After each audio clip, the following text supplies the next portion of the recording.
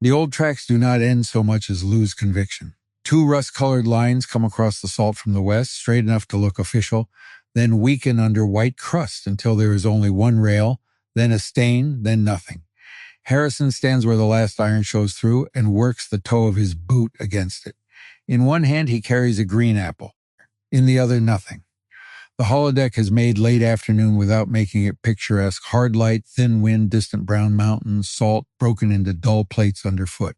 He looks back at the two figures approaching along the tracks. So this is it, he says. Far edge. Tracks disappear. Nobody has to discover why. I brought an apple because I like apples.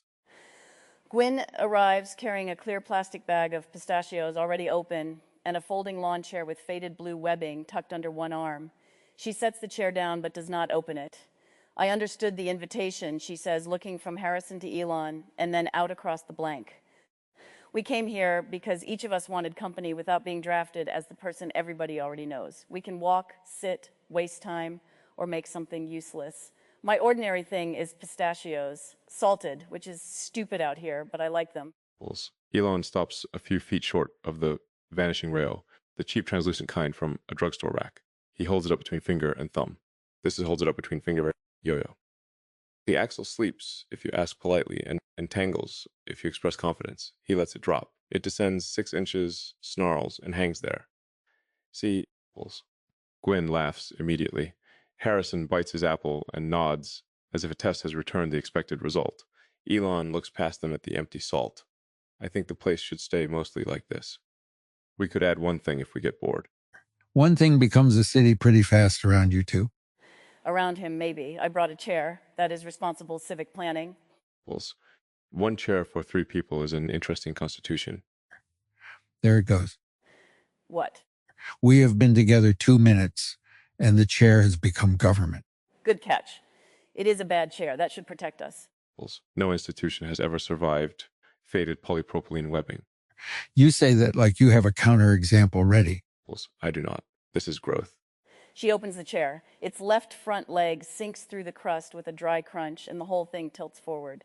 She regards it. Harrison regards her. Elon tries the yo-yo again and gets it to spin briefly before it climbs halfway and stops. Gwynne leaves the chair exactly where it is. All right. The chair has chosen not to chair yet. Walk?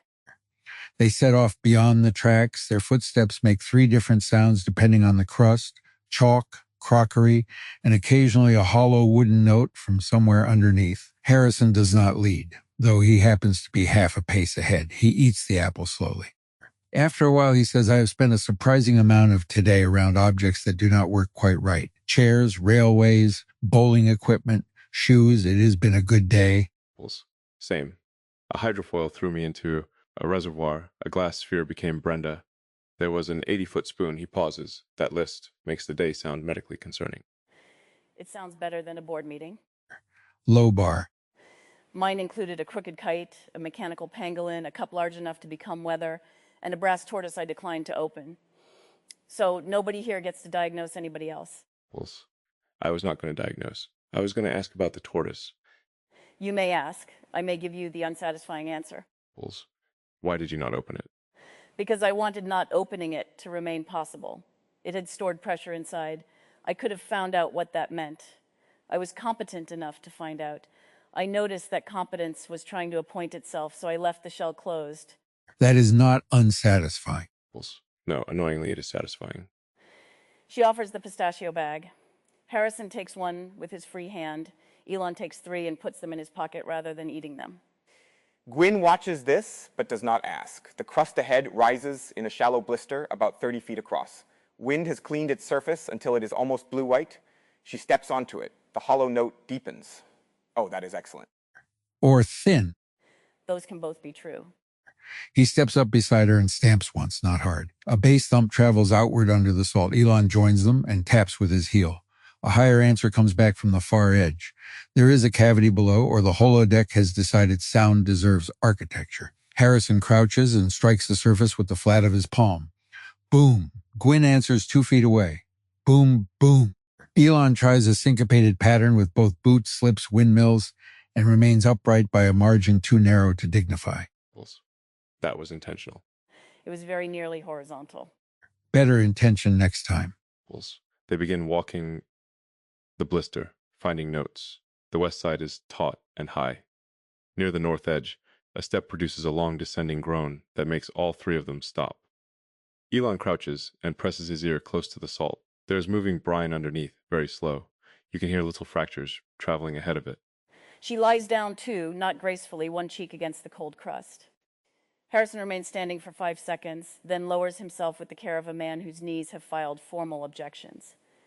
Beneath them, the salt ticks in tiny chains. The sound does not resemble machinery until Gwynne starts trying to locate its source. Then she catches herself and stops. It sounds like ice in a glass heard from another room, she says. Sounds like mice moving furniture. Very small furniture or extremely organized mice. Do not make them a logistics team. Right? They are moving it because they like the couch. For several minutes they listen. The ground makes a faint sequence beneath Harrison's shoulder, and Elon taps once in response. Nothing answers. He taps again. Gwynne says, if we teach the salt Morse code, I am leaving. I do not know Morse code. That has never stopped anyone from teaching it. Elon rolls onto his back. The sky is huge and empty enough that scale stops flattering anyone. He holds the yo-yo above his face, unwinds it, and tries to drop it sideways. It arcs, strikes the salt, and rolls away. I have had 6 rooms today, he says, not 6 meetings. That distinction is becoming physically obvious. In meetings, even friendly ones, some part of me is generating the answer that permits the next thing. Today, people keep staying after the answer would normally have ended the scene. Stale peanuts. What?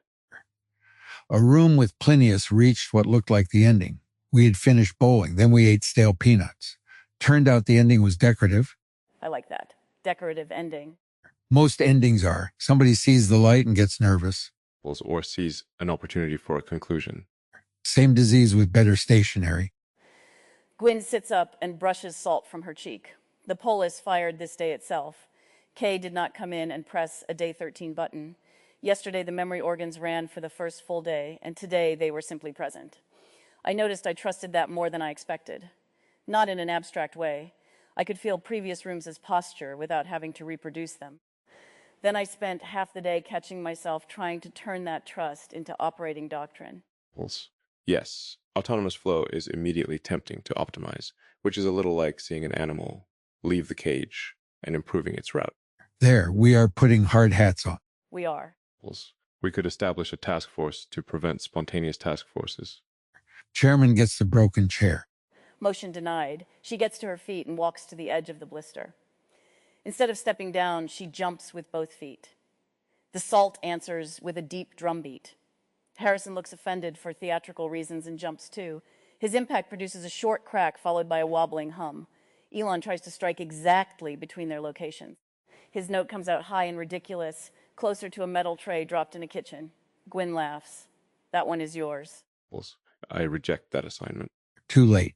You have been publicly associated with the pan noise. They begin an unspoken game. Each chooses a patch, strikes it once, and the others answer from wherever they stand. No pattern is preserved. Harrison favors the dead, heavy notes. Gwynne finds a narrow crescent that rings beneath her heel. Elon attempts a running slide, travels farther than expected, sits down abruptly, and continues sliding on the seat of his pants until the blister slopes into ordinary crust. The yo-yo bounces from his hand and spins ahead of him. Gwynne runs after it, passes Elon, and tries to trap the yo-yo under her boot. She misses. Harrison steps sideways and stops it neatly against the sole of his shoe. He does not bend to pick it up. Elon arrives still brushing salt from himself. Harrison says, you can have it if you admit the slide was not intentional. That is coercion. Yes. The first 9 feet were intentional. There were not 9 intentional feet in that entire event. 6.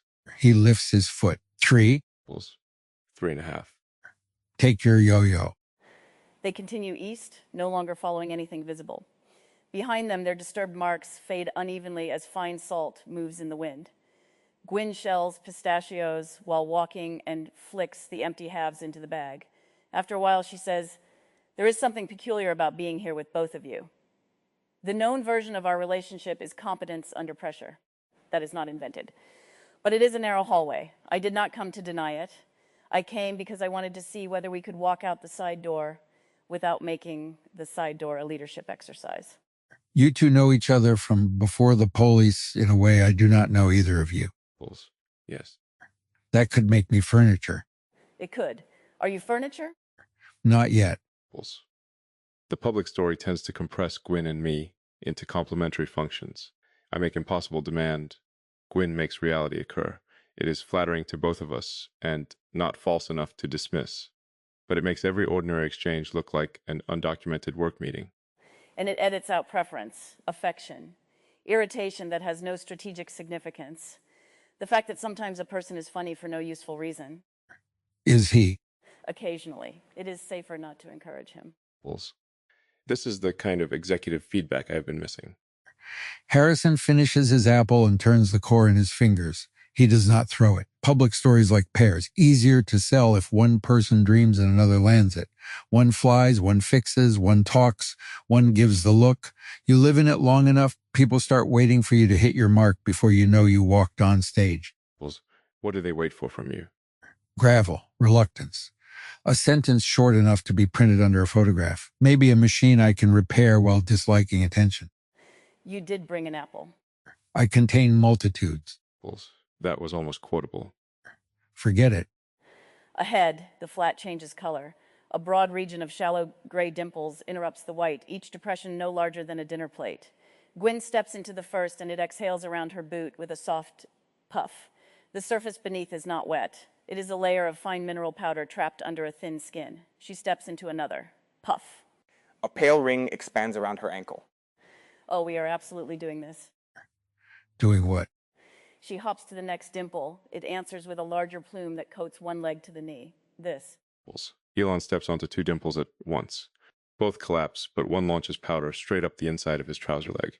He makes a startled noise of such undivided indignity that Harrison bends at the waist, laughing. Elon stands still, eyes wide. That is cold. Good. Now, it is a real place. Harrison tests one dimple with the apple core. It sinks and vanishes with a tiny sigh. Well, that solved that. Polis, you fed the moon an apple core. It was not a moon until you named it. They spread out across the field. The dimples vary. Some collapse silently. Some cough powder several feet sideways. One makes a rude squeak under Harrison's boot. Another refuses Gwynne twice, then gives way when she stops testing it and merely shifts her weight. Soon the three of them are trying to cross without touching ordinary salt, though no one states the rule. Elon leaps a gap, lands on a dimple that behaves like a bellows, and disappears briefly inside a white cloud. Gwynne reaches into it and finds his sleeve. Polis, do not manage me. I am stealing your yo-yo. Polis, that is acceptable.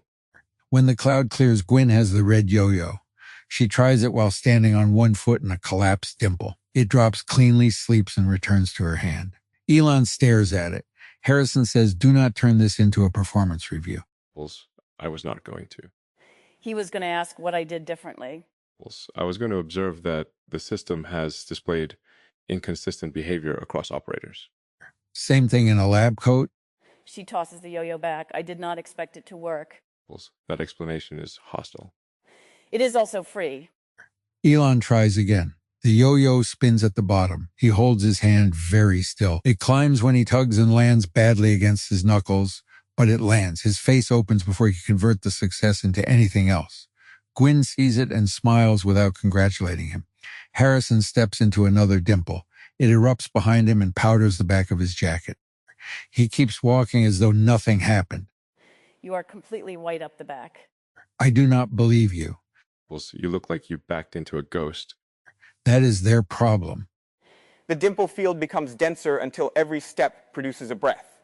They abandon the imaginary stepping rule because there is no ordinary salt left.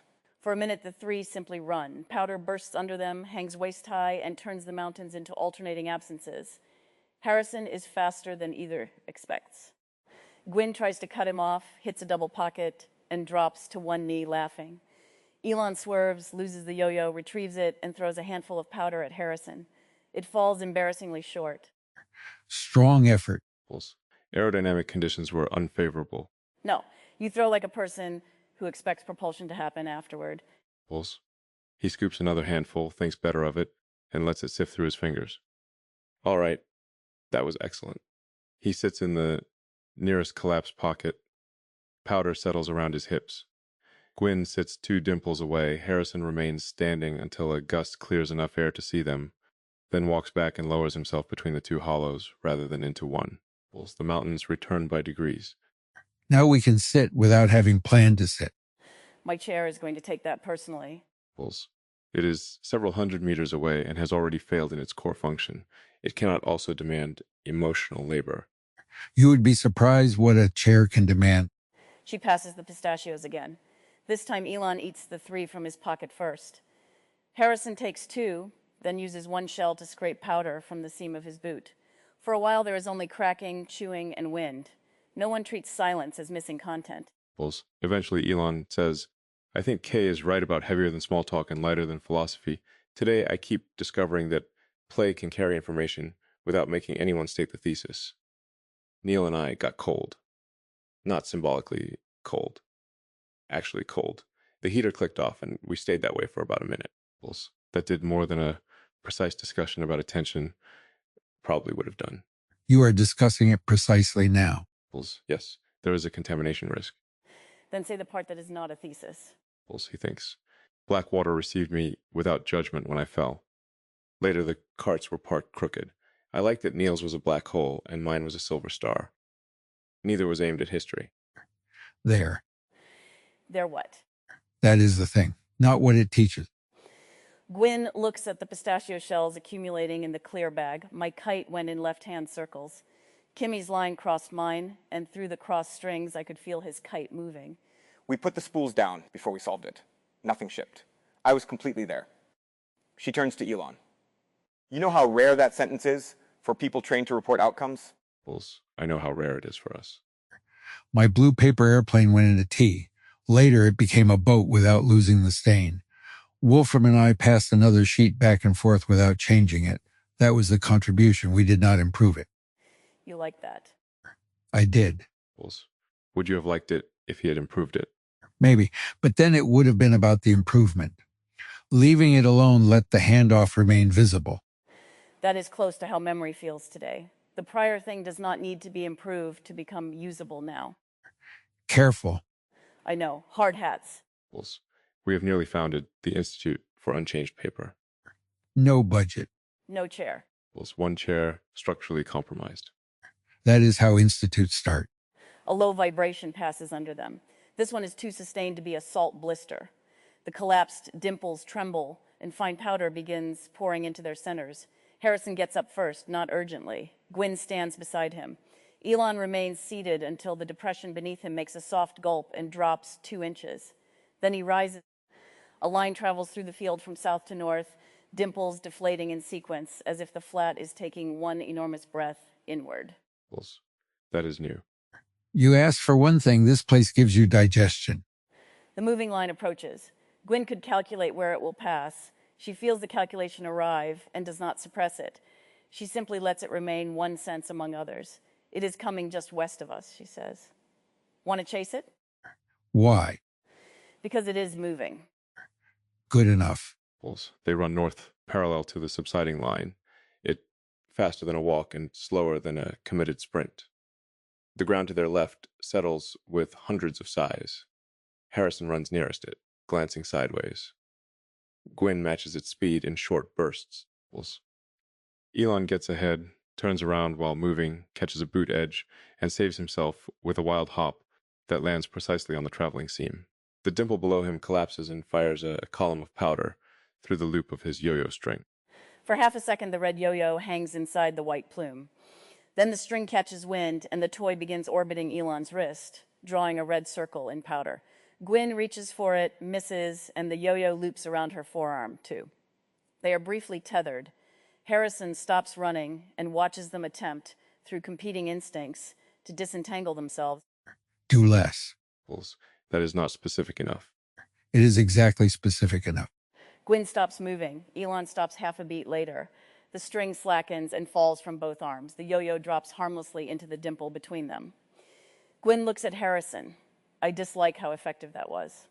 Charge yourself a consulting fee.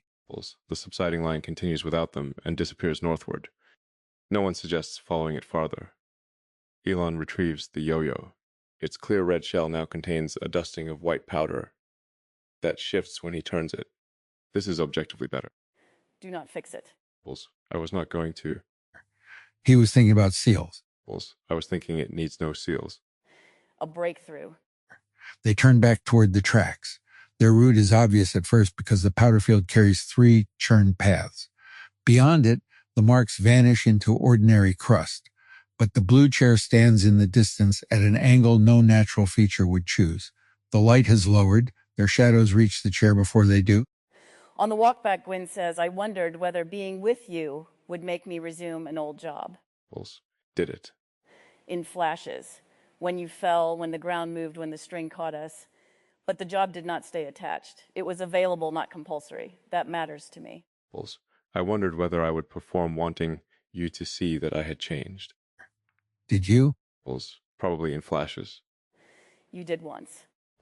When? When you said this is growth after failing to produce a chair counterexample. That was a joke. Those can both be true. There are people who know you well enough to hear the resume inside the joke. Yes. She says it without accusation. And there are people who know me well enough to hear when competence is how I step out of a room while technically remaining in it.